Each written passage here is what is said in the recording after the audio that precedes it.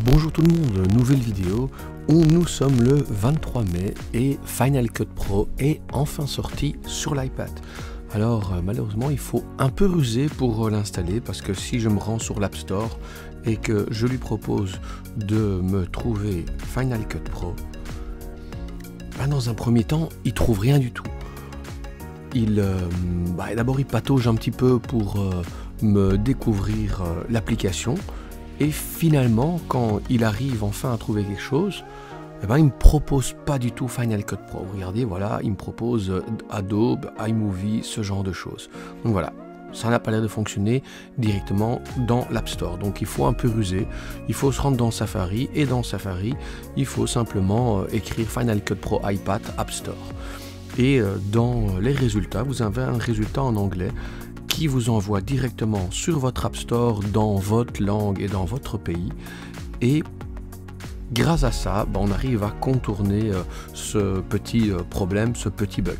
Alors, chose qui est quand même super importante à savoir, c'est que pour installer Final Cut Pro sur l'iPad, il faut absolument que votre iPad dispose d'iPadOS 16.4 ou supérieur. Je crois qu'on est à iPadOS 16.5 pour le moment. Et autre chose qui est hyper important, c'est que votre iPad doit être au minimum un iPad Pro 11 ou 12,9 pouces de troisième génération, je pense. On va vite vérifier ça. Voilà, donc pour les 11 pouces troisième génération et pour les 12 pouces cinquième génération, on peut installer ça aussi sur un iPad Air 5e génération, mais vous voyez évidemment les plus récents, logique. Donc en fait il faut que vous ayez au minimum une puce A12 Bionic ou ultérieure pour l'installer. Donc ici moi je vais simplement appuyer sur le bouton obtenir. Il va falloir un petit peu patienter que ça vous installe tout ça.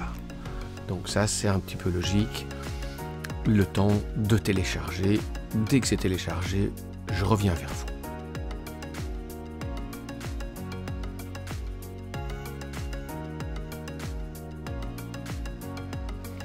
Voilà, le téléchargement est terminé. On peut maintenant appuyer soit sur le bouton ouvrir, soit simplement vous avez une nouvelle petite application, une nouvelle petite icône dans votre iPad. Donc moi je vais simplement appuyer sur ouvrir.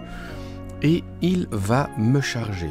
Donc voilà, il est chargé sur l'iPad. Donc bienvenue dans Final Cut Pro pour iPad. On appuie simplement sur continuer.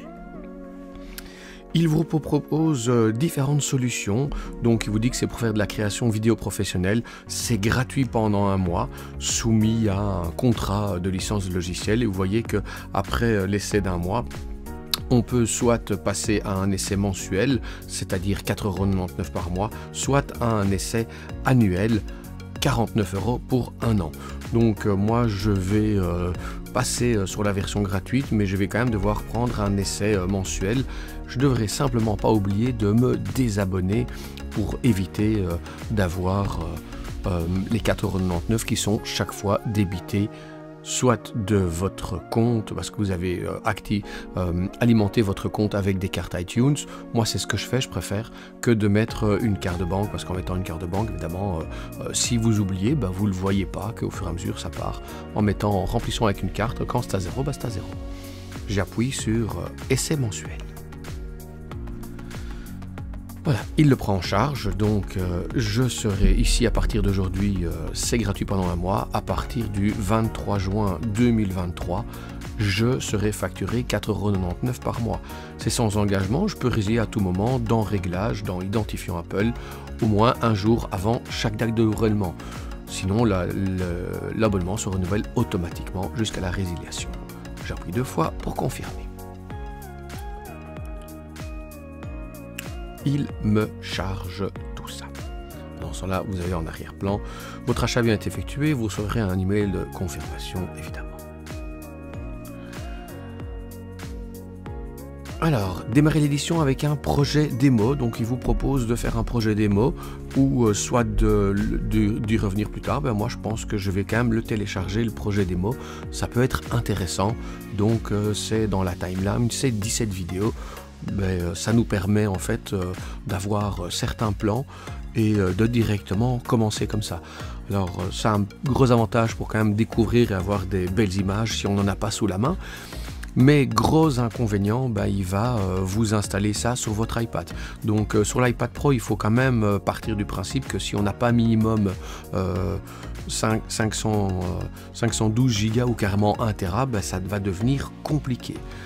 Donc on a le nom de ce petit projet et on va simplement aller appuyer sur modifier. Alors, on a différents petits plans ici et comme vous voyez, il a déjà tout mis dans la timeline pour moi. Je lance. I don't remember the last time I got to celebrate Lunar New Year in the Bay, but I'm glad I'm finally. Son, évidemment, qui est lié à tout ça. Donc là, ça nous permet déjà de voir un petit aperçu de ce qu'on a. Donc on a des vignettes qui sont venues se déposer dans la fenêtre.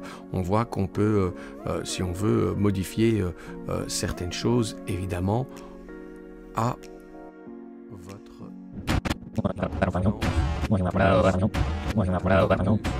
petite roulette pour pouvoir se déplacer convenablement. Je vais sortir de là et je vais lui proposer de faire un nouveau projet.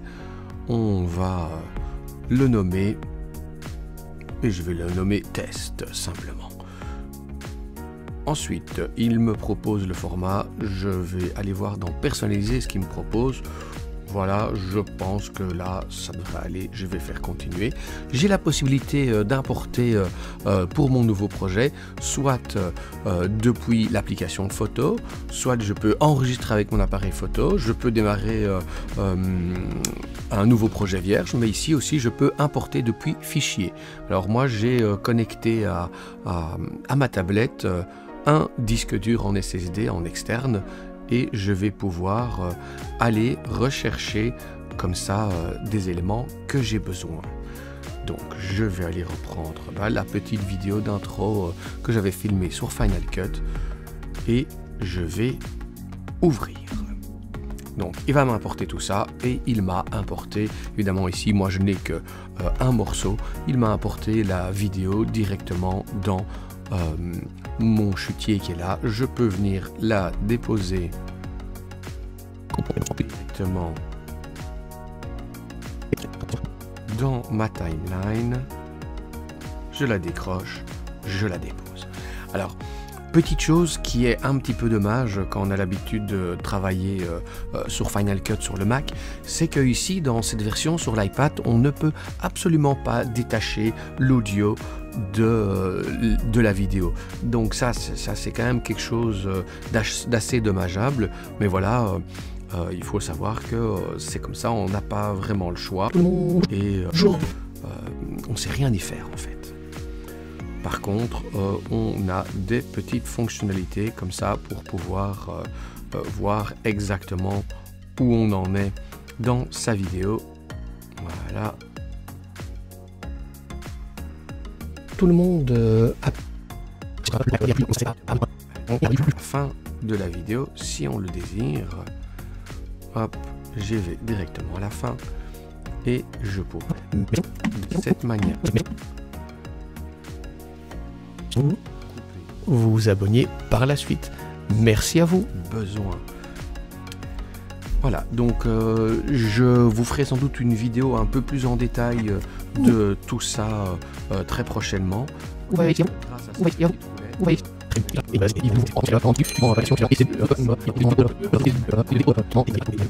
Ce qui est un petit peu plus compliqué ici, c'est que pour faire tous les manipulations qu'on fait souvent avec des raccourcis ou avec sa souris sur le Mac, ici tout se fait en tactile. Alors il y a des choses qui sont bien sympathiques parce que si on décide de prendre son Apple Pencil pour pouvoir écrire quelque chose, il y a toujours moyen d'y arriver.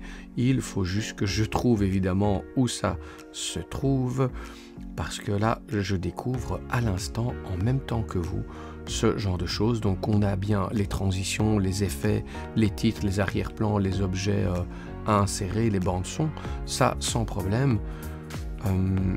On peut faire disparaître la petite roulette, on peut réapparaître avec son chutier, on peut prendre l'option du crayon là, et quand j'ai l'option du crayon, je peux choisir mes couleurs et découvrir que je suis bien dans Final Cut Pro.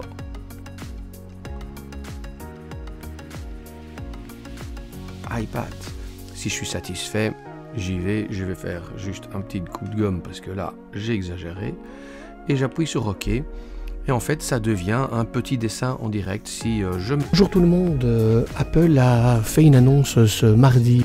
Vous voyez que il me dessine. Donc j'espère que cette petite vidéo vous aura envie de donner envie sur Final Cut Pro sur l'ordinateur, donc sur le Mac, parce que ici c'est vraiment lié à... Ils vont en réseau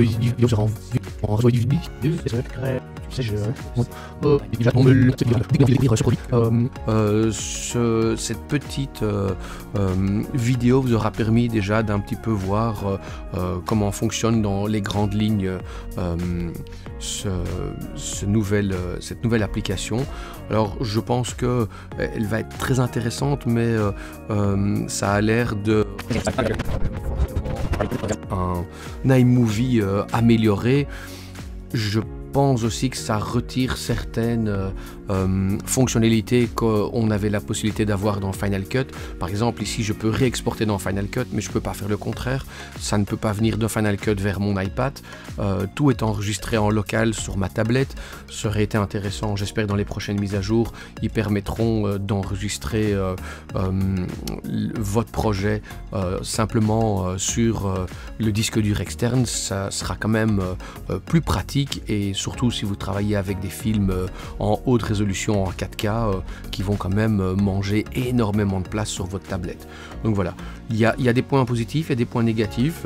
Moi j'ose espérer que dans le futur, avec les nouvelles mises à jour, avec le iPadOS 17 qui arrivera en juin, ils vont apporter d'autres fonctionnalités pour pouvoir faire en sorte que ce soit plus attractif pour les gens. Il y a la question du prix aussi, parce que sur le Mac, on est aux alentours de plus de 300 € pour Final Cut, mais on l'achète une seule fois à vie, tandis qu'ici, on vous propose un outil qu'il faut payer par mois. Alors on peut se désabonner, on peut se réabonner, mais si on commence à le garder quelques années, ça va devenir vite très cher. C'est évident qu'ils ne pouvaient pas proposer une application à 300 € sur un iPad, c'est pas possible, les gens n'auraient pas voulu, mais je pense que c'est quand même cher pour ce que c'est, par rapport à la plus-value que ça peut avoir en comparaison avec iMovie. C'est pour ça que je pense que pour le moment, je continuerai à monter mes films, quoi qu'il arrive, sur le Mac. Voilà, j'espère que cette petite vidéo vous aura aidé à découvrir un petit peu ce nouvel outil qui est Final Cut Pro sur l'iPad. Merci à vous.